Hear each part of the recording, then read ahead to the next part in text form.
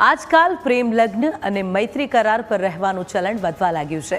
દીકરીઓ અને દીકરાઓ સ્વતંત્ર રીતે જીવન જીવવાના અધિકારનો ઉપયોગ કરી પોતાના જ મા બાપથી અલગ થવાનો નિર્ણય લેતા થઈ ગયા છે। તેવામાં અરવલ્લી જિલ્લાના ધનસુરા તાલુકામાં એક ચોંકાવનારો કિસ્સો સામે આવ્યો છે, જેમાં એક પિતા ઉપર તેની જ દીકરીના અપહરણનો આરોપ લાગ્યો છે। આખી ઘટનાની હકીકત સાંભળી તમે પણ ચોંકી ઉઠશો। આખી ઘટના વિશે અમે તમને જણાવીએ તે પહેલાં આ સીસીટીવી ફૂટેજ જરા ધ્યાનથી જુઓ। તારીખ 22 જૂનના રોજ સવારે 9:20 સમય હતો। રસ્તા ઉપર એક નાનો ગલ્લો અને ત્યાં ખૂબ જ શાંતિનો માહોલ હતો।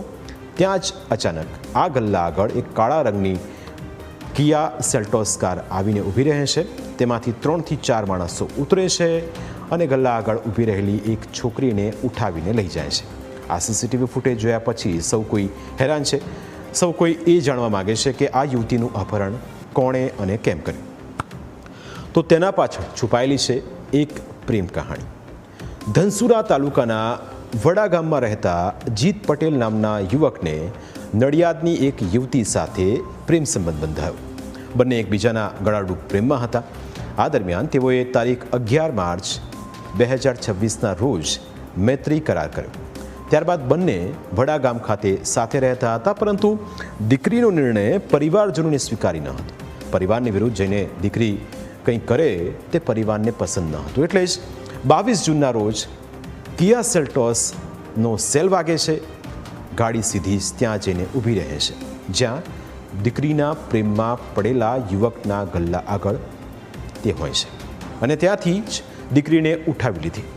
યુવકનો એવો આરોપ છે કે ગાડીમાં તેમના પિતા સહિત બીજા લોકો પણ આવ્યા હતા અને તેમણે બળજબરી કરી।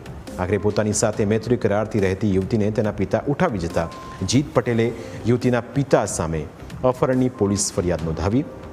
યુવકનું કહેવું છે કે આ પહેલાં પણ તેમના ઉપર 3 થી 4 વખત હુમલા થઈ ચૂક્યા છે।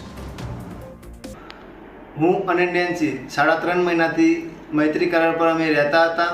ગઈકાલે કિયા સેલ્ટોસ ગાડી આવી, એમાંથી 3 જણા ઉતરીને નેન્સી દુકાને બેઠી હતી, ત્યારે દુકાનમાંથી જોર જબરજસ્તી કરીને અપહરણ કરીને ગાડીમાં નાખીને લઈ ગયા।